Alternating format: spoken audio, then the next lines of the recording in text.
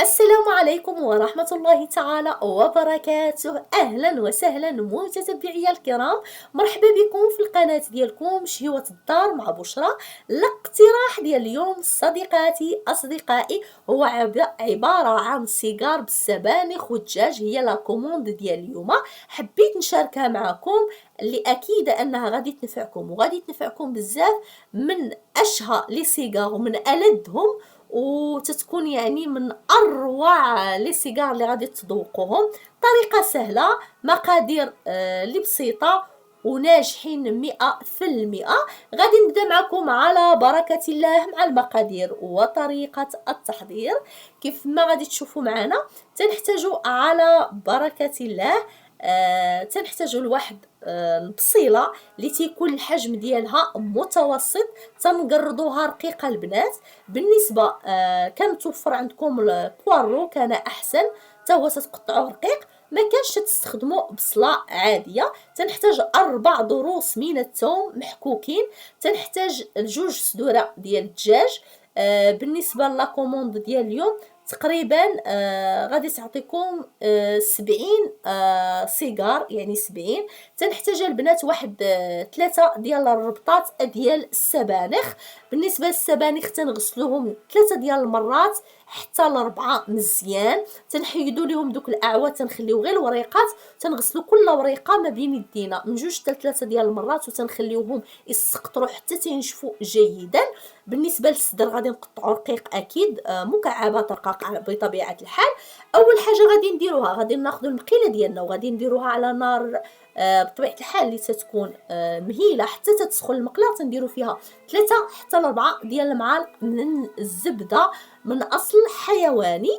غادي نديروا كذلك البنات الثوم اللي حكيناه، وغادي نضيفوا البصله، غادي نضيفوا عليهم قبصه الملح، ما غاديش نكثروا لان غادي نديرو فخوماج اكيد انه غادي يطلق لينا، غادي يملح لينا. وغادي ندير كذلك القشده، لذلك تنديرو غير واحد القبصه اللي تتكون ما تنكثرش الملح بطبيعه الحال.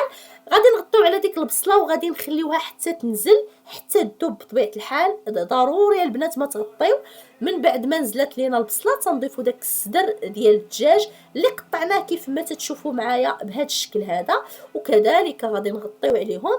غادي نخليو كذلك الدجاج تيدخلوا لينا الطياب. في هذه الاثناء غادي ناخذوا لي زيبينار من بعد ما نشفوا وغادي نقطعهم بطريقه سهله البنات. تناخذوا دوك الوريقات على هذا الشكل، تنقطعوهم على 3 ولا 4 اللي بغى يديرهم هكاك، لان لي زيبينار ديجا غير تنحطوهم في النار تيذوبوا، يعني ما تيبقاوش. ولكن انا تنقطعهم، نتوما على حسب الرغبه تقدروا ديروا الاوراق هكاك ولا راه غادي تنزل. كيف ما تتشوفوا الدجاج ديالنا بدا تيدخلوا الطياب. غادي نضيف ليه معلقه صغيره من سكينجبير مملوءه ورأس ملعقه من الابزار، معلقه سكينجبير ورأس ملعقه ديال الابزار فقط لا غير. هادو هما التوابل اللي تنديرو بالنسبه لهاد لي سيجار هادو، يعني راه تيجيو ملذذين، يعني ما تيحتاجوش كثره التوابل. النار البنات مهيله مع التحريك. غادي نضيف دوك لي زيبينار كيف ما غادي تشوفوا معايا. من بعد ما غسلتهم كيف ما قلت لكم مره وجوج وثلاثه، تنغسلوهم جيدا، قطعتهم بهذا الشكل هذا كيف ما قلت لكم. غادي نغطي عليهم وغادي نخليهم حتى يبداو ينزلوا. صافي البنات كيف ما شفتوا غطيت عليهم تقريبا واحد 3 ديال الدقائق، جيت لقيتهم راهم نزلوا من المقله. غادي نعاود نرجع نغطي عليهم. بالنسبه لهاد السيجار هذا راه تيجي رائع البنات باش تنوعوا في الطبله ديالكم الرمضانيه، ومطلوبين مني بزاف بزاف هاد الشهر الفضيل، خصوصا من الطلبه. خصوصا اللي تيديروا البنات الحديد تيبغيوهم وتيفضلوهم بزاف، وهما ولو سيجار ديال الحوت يعني اللي مطلوب عندي هاد العام هذا السيجار ديال الحوت والسيجار بلي زيبينار وصدر ديال الدجاج والفرomاج تيجيو من اروع ما يكون. صافي البنات تنبقى تنغطي وناقصه. شوفوا البنات الكميه اللي كنت درت ديال السبانخ مع دوك 2 صدوره ديال الدجاج تقريبا درت 3 ديال الربطات. شوفوا كي تتولي الكميه تتنزل. تنبقاو نحركوا البنات حتى تينشفوا من الماء، تينشفوا مزيان من الماء، يعني ما تيبقاش فيهم ريحه الماء كيف ما تتشوفوا. غادي نغطي عليهم وغنخليهم على نار مهيله كيف ما قلت لكم، صافي حتى تينشفوا ليا من الماء. هاد المرحله راه مهمه البنات، ما ضروري ان لي زيبيناغ ما يكون عفوا الماء ديال اللي تيطلقوا لي زيبيناغ انه خصو ينشف مزيان. وكلما غطينا سبحان الله تنعاود نفتح تلقى مازال داك الماء. المهم هذا هو السر، كيف ما قلت لكم غنشارك معكم جميع الاسرار باش ينجحوا معكم البريوات وما يطرطقوش ليكم فاش تكونوا تتقليوهم. اللي بغى يقليهم واللي بغى يديرهم في الفران راهم تيجيو من اروع ما يكون. صافي كيف ما تشوفوا معايا تنبقى على هذا الشكل هذا صافي حتى تينشف ليا، يعني ما خص ضروري ما تبقاش فيهم حتى قطيره ديال الماء. داك الماء تيتبخر تماما ديال لي زيبينار.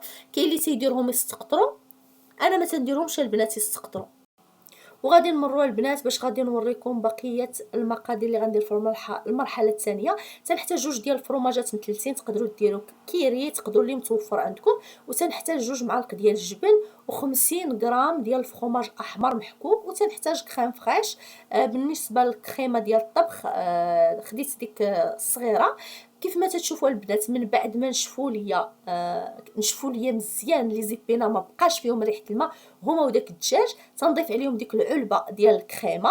بالنسبه اللي ما متوفراش عنده الكريمه يقدر يدير البديل ديالها اللي هو البنات البشاميل يصاوبها في الدار ويضيفها. المهم انا تندير الكريمه تعطي واحد اللذه اللي رائعه جدا. صافي من بعد ما درنا ديك الكريمه غنبقاو نديو فيها ونجيبو مع داك الصدر ديال الدجاج ودوك السبانخ الجبن البنات. انا خديت داك الجبنه البنات اللي فيه كيلو، راه متوفر جميع الاسواق، تنبقاو يعني ناكلو منو تنستخدمو في الوصفات، تينفعني بزاف في لي كوموند. من بعد كيف ما قلت لكم درت هاد الجوج ديال الفرماجات، تقدروا ديروا كيري اللي متوفر عندكم. غادي نبقى نضيف ديك الكريمه ونجيب حتى صافي تتعلك ليا الكريمه والدجاج والسبانخ، يعني تيوليو معلكين. النار مهيله تنأكد البنات. واخر مرحله فاش ديك الكريمه يعني تتختار وتتعلك هي اننا غادي نضيفو 50 غرام ديال الفرماج احمر. تقدروا ديروا يعني 30 غرام ديال الفرماج احمر و20 ديال الموتزاريلا تخلطوا تيبقى راجع لكم. انا تندير غير فرماج احمر، تيعطي البنات واحد التعليكه واحد اللذه ما نقولش لكم. من لي سيغار تيجيو لذاد بزاف خطيرين. صافي البنات من بعد ما طفيت النار حتى تنطفي تنضيف الفرماج وتنحرك. صافي غادي نخليو الحشوه حتى تتبرد مزيان. راه تتبرد مزيان البنات تتجمع. ضروري اننا غنخليوها تبرد جيدا تبرد مزيان. وعاد غادي ندوزو باش غادي نعمرو لي سيغار ديالنا. صافي غادي نخليو دابا الحشوه تبرد وغادي نمر معكم الورقه. بالنسبه للورقه خديت الورقه البنات الكبيره. انا البنات اللي كومون تنخدمهم دائما بالورقه الكبيره تتساعدني وتتعطيني كميه اكثر وما فهمتوني يعني تتكون حتى اقتصاديه احسن من الورقه الصغيره. المهم تناخذوا الورقه تنقسموها على 4 مثلثات كيف ما غتشوفوا معنا. غنقسموها على 4، يا غتقسموها بالسكين يا بالمقص. المهم انا غادي نعطيكم الطرق اللي تنستخدموها البنات في لي كوموند باش تسهل عليكم. كيف ما شفتوا معايا غادي نقسمها على 4 كيف ما غادي تشوفوا. وغادي نجمع النص والنص غادي نبدا نخدم به. ضروري البنات الورقه فاش تقطعوها تتجمعوها باش تحافظوا عليها من البرد باش ما تيبس ليكمش.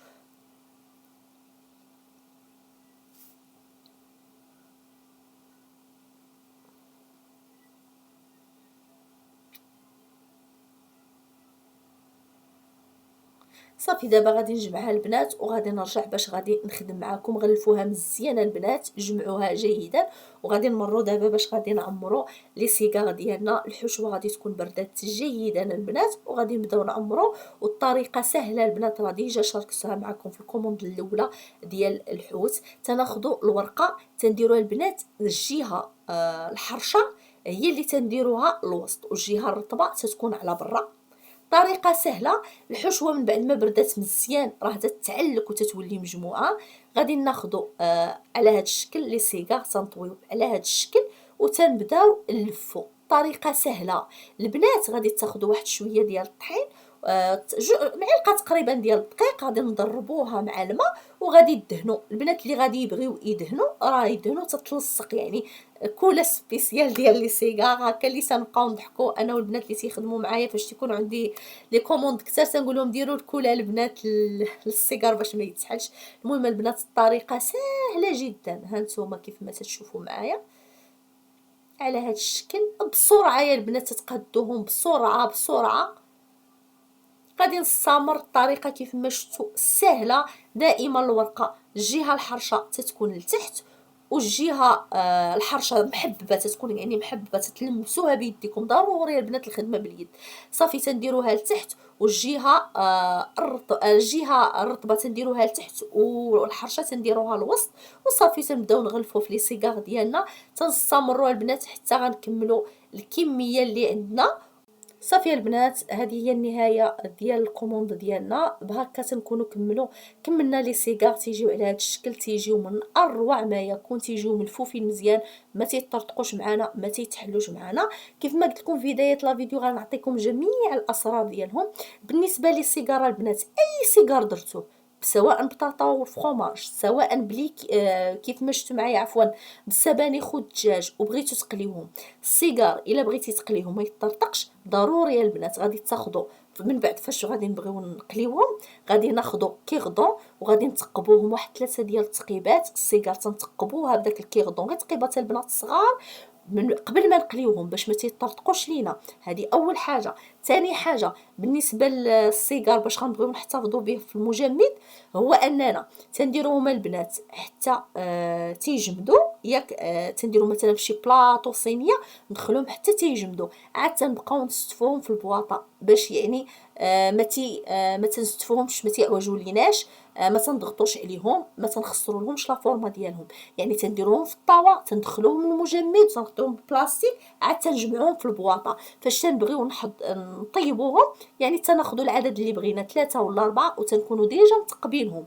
يعني تنديروا دوك 3 ديال التقيبات ديجا تنجبدوهم، تناخذوهم صافي يا تنقليوهم يا تندخلوهم للفران.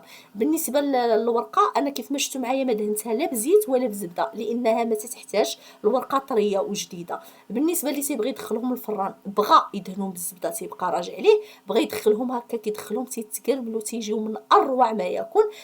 كانت هذه هي نهايه لا كوموند ديالنا ونهايه الفيديو. نتمنى نكون فدتكم، ونتمنى لاول مره تصادف قناتكم قناه شهيوات الدار مع بشرى يشترك معايا في القناه، يضغط على زر الجرس باش تبقاو دائما توصلوا بجديد القناه. دمتم في امان الله وحفظه، ونتلاقاو في فيديو جديد مع وصفه جديده. مع السلامه.